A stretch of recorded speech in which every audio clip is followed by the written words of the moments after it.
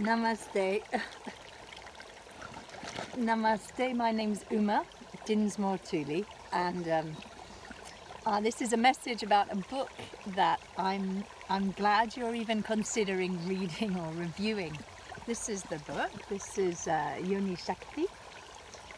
It's a woman's guide to power and freedom.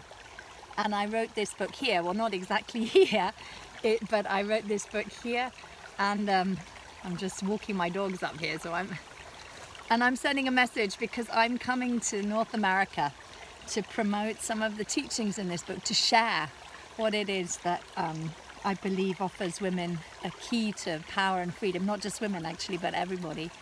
And so this is a message for my North American readers and reviewers. This book is very fat. There's a lot here. So it's quite an undertaking to engage with reading it or even reviewing it. So I'm delighted that you're considering doing this. Fundamentally, you can see that there's four aspects to the book, and that's kind of what I want to share with my North American sisters, really. There's quite a lot of history in it. So there's a lot of stuff about the history of women in yoga. And I believe that's really useful for us as practitioners in yoga now and today, to know the roots, the women's roots, the feminine roots of yoga. But there's also a lot of practice. So there's a lot of illustrations and practices for ways to make our yoga practice really nourish us. It's a chilly English summer. And so there's politics and history.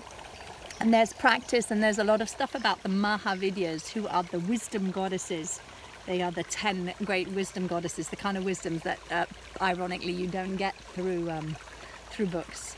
As well as that is so you kind of divide it into four parts: the history and the politics, and then there's these practices and the wisdom goddesses. But there's also thousands of stories. I'm a listener and a storyteller, so I spent over 20 years working in yoga for women's health, yoga therapy, for supporting us as women in our vital energies, in our roles, our multiple roles as creative entities, as sisters, as lovers, as wives, as mothers, as businesswomen, as homemakers, as artists, as connected to the earth, you know.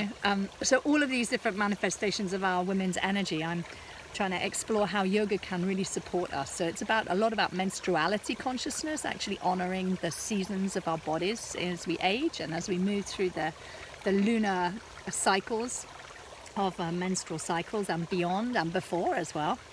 And these voices, these stories that I hear, are all the stories of women that I've worked with.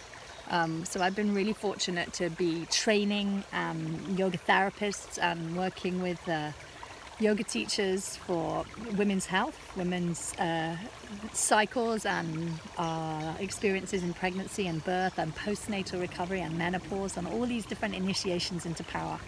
So I'm delighted you're thinking of reading the book and maybe reviewing it.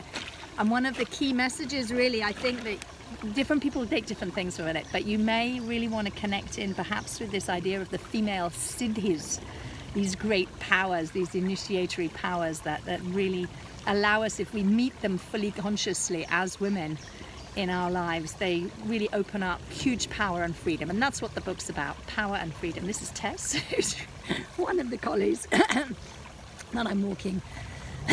So this is my message. I'm delighted to be back in North America. I lived in Connecticut for a year when I was about 18, 19, and I loved it. And I'm delighted to come back and visit my North American sisters. I'm in US and Canada. And yeah, I really hope that some of the messages of this book do get out, because I think it's important, it's timely. So thank you very much for considering writing a review, and thank you for reading this book. And namaste. I hope maybe I'll connect with you in person, but if not, I'd really love to be in touch with you through the magic of the interweb. So thank you so much. Lots and lots of love to you, and all power and freedom to you.